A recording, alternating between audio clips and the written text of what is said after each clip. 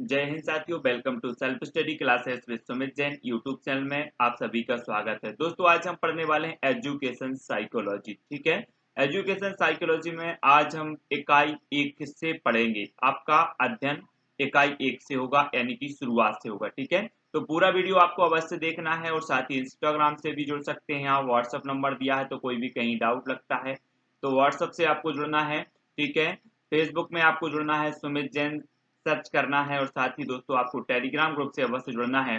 Search करना है IAS study trick. ठीक है, फेसबुक ग्रुप से जुड़ने के लिए आपको सर्च करना है ऑल इंडिया टीचर टेस्ट। ठीक है, तो self study classes with Sumit Jain YouTube channel में नित्य क्लासें होती हैं। रोज 2:30 बजे आपकी एक क्लास होती है। साथ ही शाम को 6:30 बजे पर्यावरण की भी क्लास होती है और आज हम शिक्षा मनोविज्ञान का अध्ययन करने वाले हैं। ठीक है, शिक्षा मनोविज्ञान का पूरे के पूरे वीडियो आपको देखना है, सब्सक्राइब कर लेना है जो भी हमारे नए साथी हैं, और आपको दोस्तों बेल आइकन को जरूर दबाना है। ठीक है, स्टार्ट करते हैं। तो बिना विलंब के इकाई 1 से आज हम अध्ययन करने वाले हैं शिक्षा मनोविज्ञान का।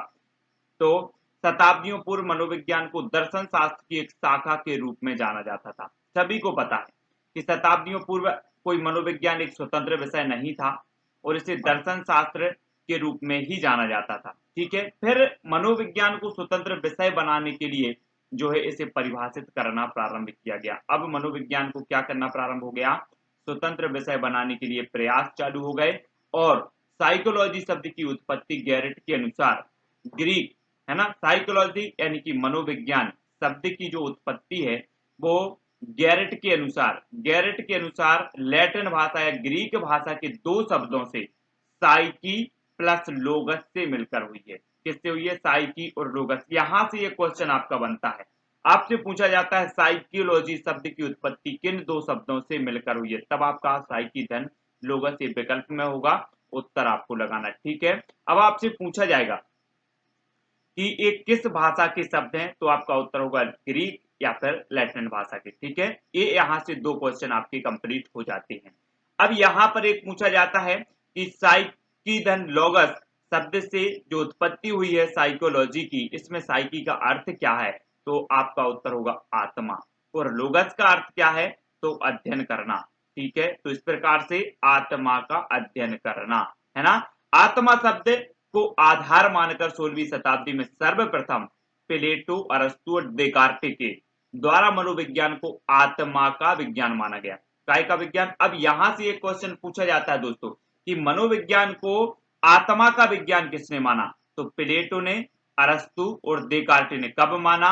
16वीं शताब्दी में इन्होंने मनोविज्ञान को आत्मा का विज्ञान माना। ठीक है, फिर आत्मा शब्द की स्पष्ट व्याख्या नहीं होने के कारण 16वीं शताब्दी में अंत में यह परिभाषा क्या हो गई? अमान्य हो गई, है ना। और 17वीं शताब्दी में इटली के मनोवैज्ञानिक पोम्पोनोजी सहयोगी थॉमस रीड ने मनोविज्ञान को मन या मस्तिष्क का विज्ञान माना। अब यहां से आपको पूछा जाएगा कि पोम्पोनोजी और थॉमस रीड ने मनोविज्ञान को क्या माना? मन या मस्तिष्क का विज्ञान माना, या मन या मस्तिष्क को मस्तिष्क का विज्ञान मानने वाले जो विद्वान थे, जो मनोवैज्ञानिक थे, वो कौन थे, तो आपका उत्तर होगा। ठीक है, बाद में यह परिभाषा भी अमान्य व अपूर्ण अर्थ होने के कारण 18वीं शताब्दी में क्या हो गई? अमान्य हो गई। 19वीं शताब्दी में विलियम बुंट, विलियम जेम्स, जेम्स सल्ली और टिचनर आदि के द्वारा मनोविज्ञान को चेतना का विज्ञान माना गया। अब यहां से भी क्वेश्चन पूछा जाता है दोस्तों, आपसे पूछा जाता है कि निम्न में से बताइए मनोविज्ञान को चेतना का विज्ञान मानने वाले जो विद्वान हैं, जो मनोवैज्ञानिक हैं, वो कौन है, तो आपका उत्तर होगा विलियम बुंट, विलियम जेम्स, जेम्स सल्ली और टिचनर। इन्होंने मनोविज्ञान को चेतना का विज्ञान माना। ठीक है, तो ये चीज आपको याद रखनी है कि चेतना का विज्ञान मानने वाले विलियम बुंट साहब हैं, विलियम जेम्स हैं। मन या मस्तिष्क का विज्ञान मानने वाले पोम्पोनोजी हैं। ठीक है, सहयोगी थॉमस रीड हैं।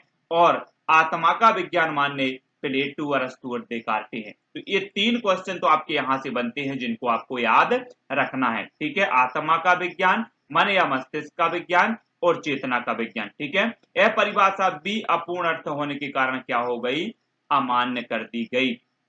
विलियम बुंट ने जर्मनी के लिपजिंग शहर में, कहां पर? लिपजिंग शहर में कार्ल मार्क्स विश्वविद्यालय में 1879 को प्रथम मनोवैज्ञानिक प्रयोगशाला, है ना, का जो है क्या किया? शुभारंभ किया। और भारत में 1915 में कलकत्ता में सेनगुप्त द्वारा स्थापित प्रथम मनोवैज्ञानिक प्रयोगशाला स्थापित की, इसलिए विलियम वुंट को प्रयोगात्मक मनोविज्ञान का क्या माना जाता है, जनक माना जाता है। अब यहां से आपके दो क्वेश्चन पूछे जाते हैं, ठीक है। 1879 में प्रथम मनोवैज्ञानिक प्रयोगशाला का शुभारंभ किसने किया, विलियम वुंट ने। कहां पर किया, लिपजिंग शहर में किया। भारत में सर्वप्रथम कब किया, तो 1915 में। किसने किया, सेनगुप्त द्वारा स्थापित की गई, ठीक है। अब आपसे क्वेश्चन पूछा जाएगा कि प्रयोगात्मक मनोविज्ञान के जो जनक है वो कौन है, तो आपका उत्तर क्या होगा, विलियम वुंट, ठीक है। ये चीज आपको याद रखनी है। विलियम मैकडूगल ने अपनी पुस्तक आउटलाइन साइकोलॉजी में चेतना शब्द की निंदा की। किसने, विलियम मैकडूगल ने। अब आउटलाइन साइकोलॉजी, ये पुस्तक भी आपसे पूछी जा सकती है कि ये पुस्तक किसकी है, तो ये विलियम मैकडूगल की है, ठीक है। 20वीं शताब्दी में मनोविज्ञान को व्यवहार का विज्ञान माना गया। 20वीं शताब्दी में मनोविज्ञान को क्या माना गया, व्यवहार का विज्ञान माना गया। और आज तक यही परिभाषा प्रचलित है। व्यवहार का विज्ञान मानने वाले प्रमुख मनोवैज्ञानिक कौन थे, वाटसन, है ना, इसके अलावा वुडवर्थ, स्किनर, मैकडूगल और थॉर्नडाइक। अब यही क्वेश्चन यहां से बनता है दोस्तों, निम्न में से बताइए कौन से व्यवहारवादी मनोवैज्ञानिक माने जाते हैं। एक क्वेश्चन ये आता है आपका, तो वाटसन आपको याद रख लेना है, वुडवर्थ आपको याद रखना है, स्किनर, मैकडूगल और थॉर्नडाइक, ये व्यवहारवादी मनोवैज्ञानिक हैं जिन्होंने जो है मनोविज्ञान को काय का विज्ञान माना, व्यवहार का विज्ञान माना। अब यहां से हमने अलग अलग तरीके से पढ़ लिया, तो वाटसन, वुडवर्थ, स्किनर, मैकडूगल और थॉर्नडाइक ये व्यवहार का विज्ञान मानते हैं मनोविज्ञान को, और यही परिभाषा क्या है, प्रचलित है और मान्य है।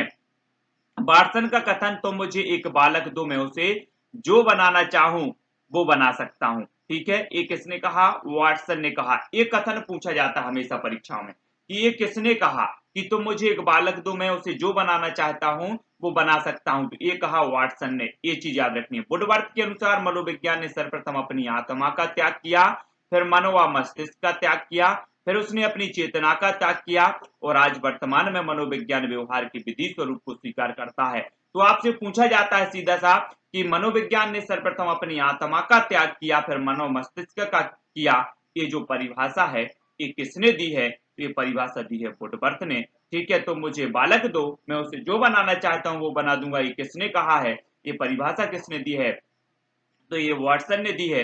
ये व्यवहारवादी हैं वुडवर्थ, वाटसन, ठीक है। मैकडूगल के अनुसार मनोविज्ञान व्यवहार और आचरण का विज्ञान है। ये परिभाषा पूछ ली जाती है कि मनोविज्ञान व्यवहार और आचरण का विज्ञान है, परिभाषा किसकी है, ये मैकडूगल साहब की है। स्किनर के अनुसार मनोविज्ञान व्यवहार व अनुभव का विज्ञान है। मनोविज्ञान व्यवहार व अनुभव का विज्ञान है, किसने कहा है, स्किनर साहब ने कहा है, ठीक है। ये भी क्या है, व्यवहारवादी है। वाटसन के अनुसार मनोविज्ञान व्यवहार का शुद्ध, निश्चित, सकारात्मक और धनात्मक विज्ञान है। ये किसने कहा है, वाटसन ने कहा है कि व्यवहार का शुद्ध, निश्चित, सकारात्मक, धनात्मक विज्ञान है। अब यहां से आपके सीधे सीधे आपने पेपर दिए होंगे और सीधे सीधे एक परिभाषा दी जाती है कि मनोविज्ञान व्यवहार का शुद्ध, निश्चित, सकारात्मक, धनात्मक विज्ञान है। ये परिभाषा किसकी है, तो आपका उत्तर क्या होगा, वाटसन साहब की, ठीक है। वीडियो को लाइक जरूर करना है, शेयर करना है, और ये इकाई एक है और इसी तरह आपकी निरंतर इकाई आने वाली है। और आपको ये जो नोट्स हैं वो टेलीग्राम ग्रुप में मिल जाएंगे, ठीक है। वहीं फेसबुक ग्रुप में भी आपको इसकी लिंक मिल जाएगी। क्रो एंड क्रो के अनुसार मनोविज्ञान मानव व्यवहार और मानव संबंधों का अध्ययन है। मनोविज्ञान मानव व्यवहार और मानव संबंधों का अध्ययन है, ये किसने कहा है, क्रो एंड क्रो ने। तो ये परिभाषाएं हमें याद रखनी है। मन के अनुसार देख लेते हैं, आधुनिक मनोविज्ञान का संबंध व्यवहार की वैज्ञानिक खोज है, ये किसने कहा है, मन के अनुसार ये परिभाषा। स्किनर के अनुसार मनोविज्ञान अध्यापकों की तैयारी की आधारशिला है। अब एक क्वेश्चन आपका सीधा सा यहां से आएगा कि मनोविज्ञान अध्यापकों की तैयारी की आधारशिला है, ये किसने कहा है, तो ये स्किनर साहब ने कहा है, ठीक है। मनोविज्ञान की मुख्य शाखाएं व क्षेत्र, मनोविज्ञान की मुख्य शाखाएं व क्षेत्र देखो तो इसकी शाखाएं कौन कौन सी हैं, सामान्य मनोविज्ञान है, असामान्य मनोविज्ञान। अब यहां से एक क्वेश्चन आपका बनेगा, निम्न में से बताइए कौन सी मनोविज्ञान की जो है शाखा नहीं है, तो आपको ये पता होनी चाहिए कि सामान्य मनोविज्ञान, असामान्य मनोविज्ञान, तुलनात्मक मनोविज्ञान, प्रयोगात्मक मनोविज्ञान, समाज मनोविज्ञान, औद्योगिक मनोविज्ञान, बाल मनोविज्ञान या बाल विकास, ठीक है, किशोर मनोविज्ञान, प्रौढ़ मनोविज्ञान, विकासात्मक मनोविज्ञान, निदानात्मक, उपचारात्मक, क्लिनिक मनोविज्ञान, ठीक है, परा मनोविज्ञान, पशु मनोविज्ञान और शिक्षा मनोविज्ञान। तो ये सभी मनोविज्ञान की शाखाएं हैं जिन्हें आपको याद रखना जरूरी है। ठीक है, यह आपसे पूछा जाएगा मनोविज्ञान की जो है प्रमुख शाखाओं को लिखिए। ठीक है, इस प्रकार से जब विस्तृत अध्ययन या विस्तृत पेपर में पूछा जाता है तो इस प्रकार से पूछ लिया जाता है। मनोविज्ञान शब्द का प्रयोग सर्वप्रथम रुडोल्फ गोएकल को जाता है। जो मनोविज्ञान शब्द का सर्वप्रथम प्रयोग का श्रेय जाता है तो किसे जाता है? रुडोल्फ गोएकल को जाता है। ऐसा आपसे क्वेश्चन पूछा जाएगा कि मनोविज्ञान शब्द का जो है सर्वप्रथम प्रयोग का जो श्रेय है वो किसे जाता है? तो वो जाता है रुडोल्फ गोएकल को। विलियम जेम्स ने दर्शन शास्त्र से मनोविज्ञान को मुक्त कराया। अब आपसे पूछा जाएगा, पहले दर्शन शास्त्र के रूप में जाना जाता था, हम पढ़ते हैं ना, तो दर्शन शास्त्र को मुक्त कराने वाले कौन है? तो विलियम जेम्स साहब हैं। ठीक है, अमेरिका में मनोविज्ञान के जनक कौन है? विलियम जेम्स ही हैं। मनोविज्ञान की शाखा शिक्षा मनोविज्ञान की उत्पत्ति 1900 ईस्वी में मानी जाती है। अब आपसे पूछा जाएगा कि मनोविज्ञान के जनक कौन है? तो वो माने जाते हैं विलियम जेम्स। ठीक है, इन्होंने दर्शन शास्त्र से मुक्त कराया किसे? मनोविज्ञान को, इसलिए मनोविज्ञान के जनक विलियम जेम्स माने जाते हैं। और मनोविज्ञान की जो उत्पत्ति मानी जाती है वो कब मानी जाती है? 1900 ईस्वी में मानी जाती है। ये चीज भी आपको याद रखनी है।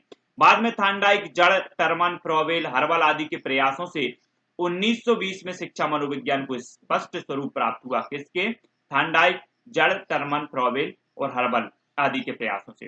प्रथम शैक्षिक मनोवैज्ञानिक थांडाइक को माना जाता है। यहां से भी आपका क्वेश्चन बनेगा, अगर आपसे पूछा जाएगा कि प्रथम शैक्षिक मनोवैज्ञानिक कौन माने जाते हैं तो वो माने जाते हैं थांडाइक साहब। ठीक है, शिक्षा में मनोवैज्ञानिक दृष्टिकोण का जो सूत्रपात है वो किसने किया है? तो रूसो ने किया है। उन्होंने अपनी पुस्तक ईमेल में लिखा है कि शिक्षा संस्कृत के शिक्ष धातु से बना है। किसने लिखा है? रूसो साहब ने लिखा है। ठीक है, रूसो के अनुसार बालक एक पुस्तक के समान है। बालक एक पुस्तक के समान है जिसका अध्ययन प्रत्येक अध्यापक को करना चाहिए। अब ये परिभाषा कई बार पूछी गई है ना, तो आपको पता होनी चाहिए। अगर आपसे पूछा जाएगा कि बालक एक पुस्तक के समान है जिसका अध्ययन प्रत्येक अध्यापक को करना चाहिए, ये परिभाषा किसकी है? तो आपका उत्तर होगा रूसो। ठीक है, रूसो की है। क्रो एंड क्रो के अनुसार शिक्षा मनोविज्ञान जन्म से वृद्धावस्था तक एक व्यक्ति के सीखने के अनुभवों का वर्णन और व्याख्या करता है। कौन? शिक्षा मनोविज्ञान।